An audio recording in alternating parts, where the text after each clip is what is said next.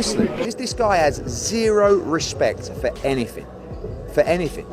And I hope people can see through it. Some will, some won't. But if you can't see them, that's a lot of what happened up there was just wrong. Gervonta, Tank Davis and Jake Paul just turned a routine moment at Miami International Airport into a viral firestorm. According to witnesses, Davis caught Paul completely off guard, landing a punch that sent social media into overdrive within minutes. There were no cameras rolling for a sanctioned fight, no gloves, no referees, just raw tension boiling over in public. The scene escalated fast.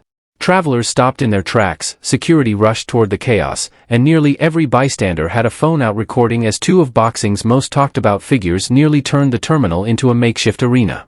What was supposed to be a chance encounter suddenly exploded into a headline moment. Now, fans and analysts everywhere are asking the same question: what pushed Gervonta Davis to that point? What sparked a reaction intense enough to blur the line between boxing promotion and real-life conflict?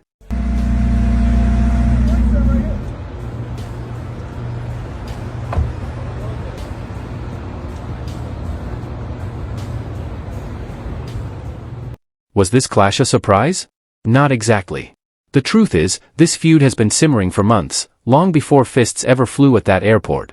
What looked like a random outburst was anything but. Beneath the surface, there's a tangled mix of bad blood, broken promises, and behind-the-scenes drama that's finally boiled over into public view. It started with sharp words traded online, the kind of trash talk that usually stays promotional, but soon escalated into real tension. There were whispers of contract disputes, leaked private messages, and personal jabs that went far beyond fight hype. This wasn't about publicity anymore, it was about pride. Now, what began as a verbal sparring match has exploded into a storyline fit for a streaming docuseries, complete with leaked footage, hidden motives, and real consequences for both fighters' careers. The incident outside Miami wasn't random or accidental, it was the breaking point in a rivalry that's been quietly brewing in the shadows of the boxing world all year.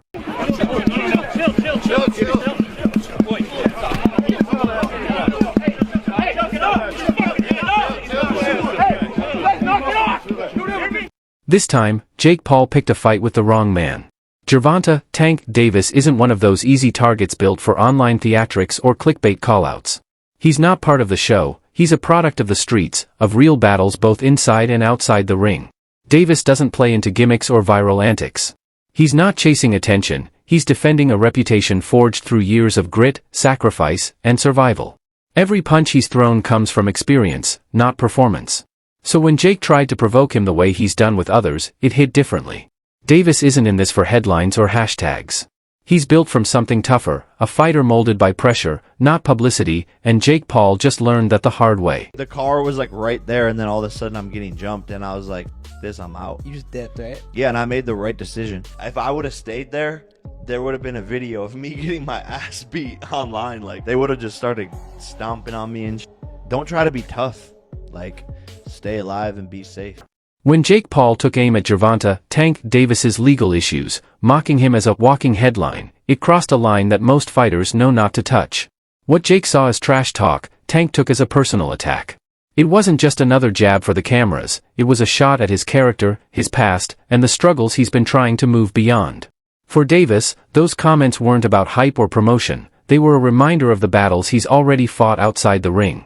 That kind of insult doesn't just bruise pride, it reopens wounds. And in a sport built on respect, that kind of disrespect can ignite real fury. I hate Jake Paul against Gervonta Davis. It'll probably do massive numbers. So that's when you really have to differentiate yourself between, just because you don't like it doesn't mean it isn't going to do good business.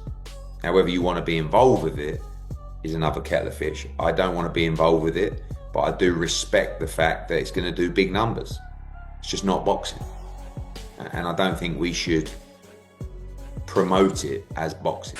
And then Jake crossed an even bigger line, taking aim at Tank's past with Floyd Mayweather. He mocked Davis as just another name stuck in Floyd's shadow, a comment that many in the boxing world instantly recognized as a low blow. That's when things officially went too far. Davis didn't fire back publicly. No interviews, no tweets, no responses, just silence. But behind the scenes, insiders say he was paying attention. Watching. Waiting.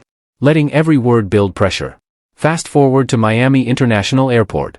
Davis had just landed for a closed-door team meeting ahead of his upcoming rematch with Lamont Roach. Meanwhile, Jake Paul happened to be returning from a business trip, still riding the adrenaline and controversy of his exhibition win over Mike Tyson. Two different paths, one focused, one loud, colliding in the same place at the wrong time. What happened next was the spark everyone saw coming, but no one expected to explode in public. Finished up, Tank was stumbling over his words. When Another W on the press conference. Now another presser tomorrow in Miami, so this should be fun. And gonna continue to make him look like an idiot. I'm in his head. The second they locked eyes, it felt like two live grenades had rolled into the same room. Witnesses say the tension was immediate, no words exchanged, no attempt at respect or restraint. Just pure hostility radiating between two men who'd clearly had enough. And then, it happened. In one swift move, Gervonta "Tank" Davis closed the distance with the same lightning-fast reflexes that have made him one of boxing's most feared finishers. Jake Paul barely had a second to react before Tank unleashed a punch identical to the one that ended Frank Martin's night, only this time, there was no ring, no gloves, and no referee to step in. Just raw, unfiltered chaos. Within minutes, social media erupted. Clips spread across every platform, fans dissecting the moment frame by frame. Some claimed Jake had it coming after months of pushing buttons, saying he finally got a taste of the consequences. Others argued that Tank went too far, insisting that he should have saved the punch for a sanctioned fight, not an airport brawl. No matter which side you're on, one thing's undeniable, that single punch didn't just shake Miami International Airport. It shook the entire boxing world. Speak for the casual fans. Do we condone it? I mean, in boxing terms, should that happen at a head-to-head? Of course not, but these things do happen. This is the fight business, and it's just made it even bigger, and we wait to see what happens next. So, what really pushed Gervonta "Tank" Davis over the edge? Let's be real, the pressure's been building for months. Between a messy split with his longtime trainer Calvin Ford, the challenge of proving he can stand on his own without Floyd Mayweather guiding his career, and the weight of ongoing legal troubles and federal investigations, Tank's world has been anything but stable. Every headline, every court date, every rumor, it's all added fuel to the fire. And then there's Jake Paul. To Tank, Jake represents everything wrong with modern boxing: viral fame over discipline, clout over craft, spectacle over substance. While Tank spent years grinding his way through real opponents and real adversity, Jake's built an empire off highlight clips, controversy, and curated chaos. So when those two worlds collided, one forged in struggle, the other in social media spotlight, it was a spark waiting to ignite. For Tank, it wasn't just about one insult or one encounter.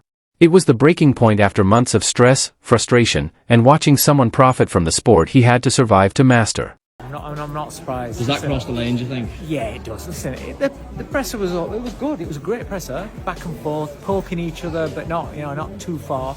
But once you get physical and you touch a man's face. Jake Paul's exhibition win over Mike Tyson back in July only poured gasoline on the fire.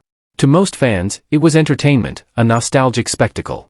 But to Gervonta "Tank" Davis, it was something else entirely. Watching Jake celebrate a victory over a nearly 60-year-old legend rubbed him the wrong way. In Tank's eyes, that wasn't a triumph, it was disrespect disguised as boxing. So when Jake kept pushing, cracking jokes about Tank's personal life, mocking his fallout with mentors, and even bringing up his time behind bars, it stopped being banter. Those weren't fight promos, they were personal hits aimed straight at his pride. By the time they crossed paths in Miami, that punch wasn't about headlines or hype. It wasn't a publicity stunt or a viral stunt gone wrong. It was about respect, something Tank felt had been stripped away in public and needed to be reclaimed in person. It's wrong. Yeah. It's gone from Krusty the Clown now to Sideshow Bob. It's getting worse. Do you know what I mean? Like, this is a guy that's just taking a piss out of the sport, and I don't think this is actually gained much interest. The press conference was dead. Yeah, I noticed there weren't many press there. It's not had big media coverage. Yeah. I think people are finally realising actually that this is a big charade, and yeah, I think I'm not impressed. Gervonta Davis, I think maybe he's had enough of the game. But not everyone's buying the story. As footage keeps circulating online, a growing number of fans are convinced the entire airport brawl was staged, a calculated move to light up social media and fuel hype for what's now official: Gervonta "Tank" Davis vs. Jake Paul, coming this November. Some point to the timing, cameras rolling from multiple angles, both fighters conveniently in the same place, and the immediate wave of online buzz, as signs that this may have been more marketing than mayhem. Others argue that the tension looked too real, too raw, to be scripted. Either way, the outcome is the same. The fight world is buzzing, the internet's on fire, and the stage is set for one of the most talked about boxing events of the year. Whether it was spontaneous or strategic, the message is clear: this rivalry just became official. It don't matter what drugs you take, it doesn't make you a better fighter. It might make you stronger, might make you fit. It doesn't make you a better fighter, and that's proof. You know, so until more news comes. Promoter Eddie Hearn just made it official. The long-rumored showdown between Gervonta, Tank Davis and Jake Paul is locked in, scheduled to happen right after Tank's upcoming bout with Lamont Roach in August. But for many fans and insiders, the timing feels a little too perfect. The viral airport punch that supposedly sparked the feud now looks suspiciously well-timed, almost cinematic in how it unfolded. Multiple camera angles, perfectly clear footage, and a conveniently wordless reaction from both camps? It's got people wondering if this wasn't an explosion of tempers, but rather the start of a carefully choreographed promo campaign. Adding to the mystery, neither side has directly commented on the airport altercation since the announcement. The silence, the timing, the hype, it all feels calculated. Whether it was spontaneous or scripted, the end result is undeniable. The internet's hooked, the press can't stop talking, and boxing just got its next blockbuster storyline.